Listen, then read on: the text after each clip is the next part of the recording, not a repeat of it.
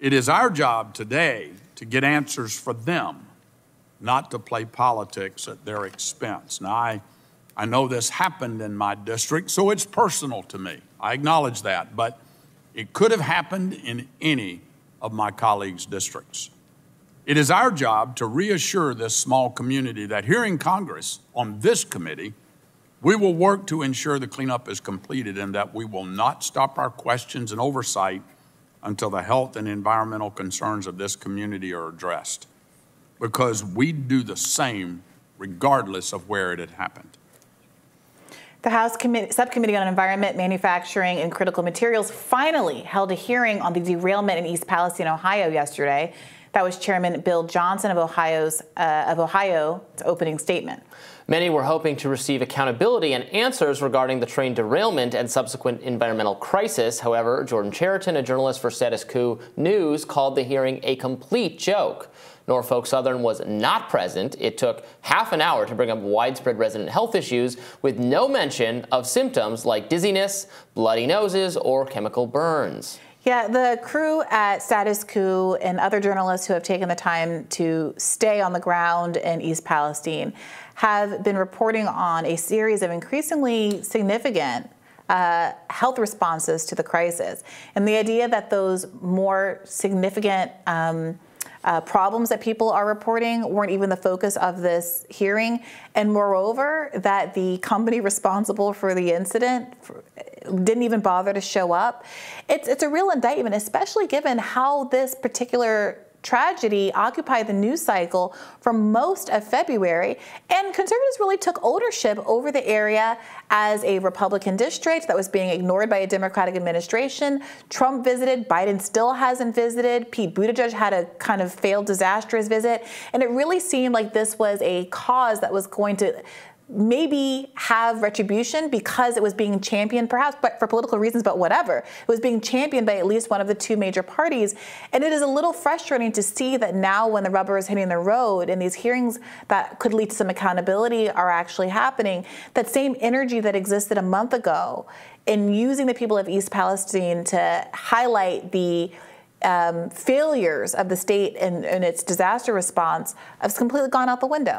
Yeah, we had a reporter, I believe, from Status Quo News on a few weeks ago, to talk about, he was there, he had been there recently, talking with residents of East Palestine about the medical conditions that they were still suffering, and he himself said that he was feeling dizzy and lightheaded. I think he was describing some other symptoms that really did necessitate wearing a mask. That's really concerning stuff. This is their town. They don't feel safe in their homes. It's hard for them to relocate, and the relocation is for a brief period of time, I think. And you get that approved, and it's bureaucratic mess. Nobody has time to be on the phone forever with authorities trying to explain to them your medical condition. Least of all, the kind of working people who have multiple jobs, who have families to take care of. So you really feel for them, and it sounds like this hearing was a big letdown. Did not get to those medical issues right away, which I think really is should be the crux of the concern. Yes. These are ongoing. These aren't even things people are, we're going to be talking about what things people have suffered years down the line. This is happening right now. Correct. And look, this is important, I think, even if you are not from Ohio or not from East Palestine. Obviously, it's a small community of just under 5,000 people. But there are a number of water crises that are unfolding all across the country. There was a prohibition on drinking water. People were supposed to be drinking tap and bottled water in Philadelphia over the past week. There have been any number of incidents across the country, from Jackson, Mississippi to Detroit, Michigan. It is much more common than even the news reporting would admit. And it speaks to the fact that we don't have adequate response mechanisms in place when our critical infrastructure fails. In this case, obviously, it's because of a train derailment that leached toxic chemicals into the groundwater. But the response in terms of, are people going to be relocated? Are people going to be provided with water to drink and to bathe with? Are people going to have remuneration for their declined housing values? If their pipes are corroded and they need to be replaced, are those going to be things that they get support for? Especially because these decisions over and over again, if you go back to Flint, are not because of the personal failures of individuals who are not keeping up their houses or what have you. In Flint, it was a choice that was made by politicians and corporatists to try to save money by switching over the source for city water to a water source that caused the corrosion in the pipes and damaged them in the first instance, all to save money, all to divert the clean, good water that people were using to be used by the car manufacturers for profit-building reasons. It was also a jobs program. That was part of the reasons they wanted to do it in Flint. Was it was a make-work program. It was a shovel-ready project. They thought it would create jobs to do it. I mean, this is part of the reason that a lot of people support things like direct payments and UBI over. I mean, look, there are plenty of jobs that need to get done without doing things that would cause this kind of these kind of crises, but. For whatever reason, the point of the matter is that people are being left high and dry with the results of these poor decisions that are being made at a higher level. And people are right to want to get justice. The question is, where is all of that energy now? When it wasn't an opportunity to grandstand in front of a burning train or to walk through a city handing out water bottles and things like that, when it comes to a hearing, is there going to be the same outrage of the fact that Norfolk Southern is ducking its responsibility, it seems, and the people of East Palestine are now left without a chance? Yeah, why weren't there any representatives of the organization, of the company, at the hearing? They don't even have to attend? We keep dragging, every time there's a problem with a tech company, they drag the CEO or some representative in. They can't be bothered to disturb these people who actually, crashed a train and had a giant black cloud of death swirling over this town.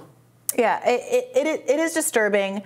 I'm very curious. I thought this was potentially going to be more of a political issue. And it's difficult to say, right? Like, I don't want these people to be political pawns, but to the extent that some conservatives were willing to make this their mascot, make this their issue, it seemed to help the people of East Palestine. Boondoggle. Exactly. Like, if Buttigieg has to go down so that the people of East Palestine get the services they need, God bless him. If Trump gets a little bit of shine, but it brings attention to East Palestine, I don't care.